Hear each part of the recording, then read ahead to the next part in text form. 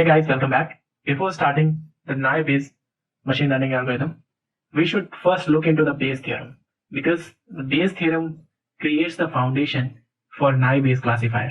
Okay, so first we'll look into the Bayes theorem. We'll see in layman term what Bayes theorem says and what is the proof of Bayes theorem. So this theorem can be very important for your interview or your practical work also, and for better understanding of naive Bayes classifier. Okay, so let's see. So let's suppose that we have two sets. So first I'll try to prove that by Bayes theorem. So what Bayes theorem actually says, it says that probability of an event A given that event B has occurred is equals to probability of event B given that event A has occurred multiplied by the probability of event A and divided by the probability of event B to happen. Okay, so this is the Bayes theorem. This is the statement or the formula for Bayes theorem. So as I already stated, that this probability is the probability of event A given that the event B has happened will be equals to the probability of event B given that event A has happened multiplied by the probability of A and divided by the probability of B. Okay, so the formula is not giving us some realistic information, right? So we'll try to look into the things that are actually specified by Bayes theorem. Okay, so let's see. So let me create a set here. Let me change the color of my pen, okay, so that it can be very intuitive. So let's suppose that we have two sets, okay, A and B. Okay, suppose this is set A and this is set B.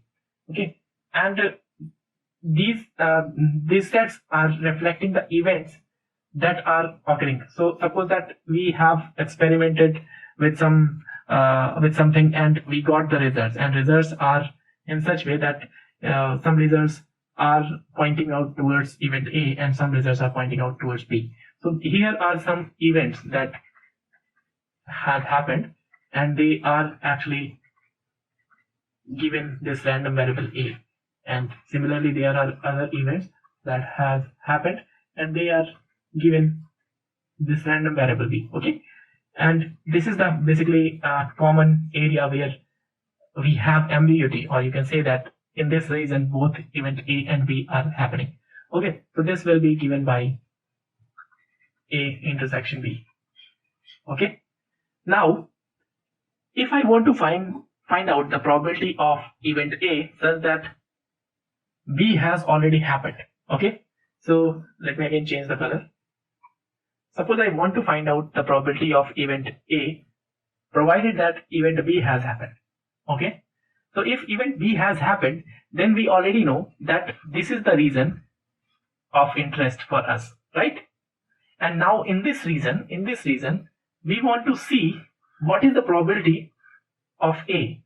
Okay, so now area of interest has been shifted from this whole universe to this set B, because it is already given that our event B has happened. So some event from this set has happened. Okay, now we want to find out what is the probability of A given our universe is this set B. Okay, so what will be the thing? So we already know that event B has happened. Okay, so total events, we should say that cardinality, total number of events that are present in this set will be given by the cardinal number, that is n of B. Okay, and we know that this is the part where A can happen. This is the part where the events are belonging to A. Okay, so we'll have cardinality of A union B. Okay, so this is nothing but probability of A given that event B has happened. Okay, probability of happening of event A provided that event B has already happened will be equals to the cardinality of A intersection B divided by cardinality of B. Okay, so now this is clear to you. Okay, now we can just easily convert this whole thing into probability term, but just by multiplying it by cardinality of whole universe. Okay, so we can just say that this cardinality of A intersection B multiplied by cardinality of our universe, say U, divided by cardinality of B multiplied by cardinality of this whole universe. Okay, we can write it like that. Okay, and now you can see that this here is nothing but the probability of A intersection B. Okay, and this part, let me change the color.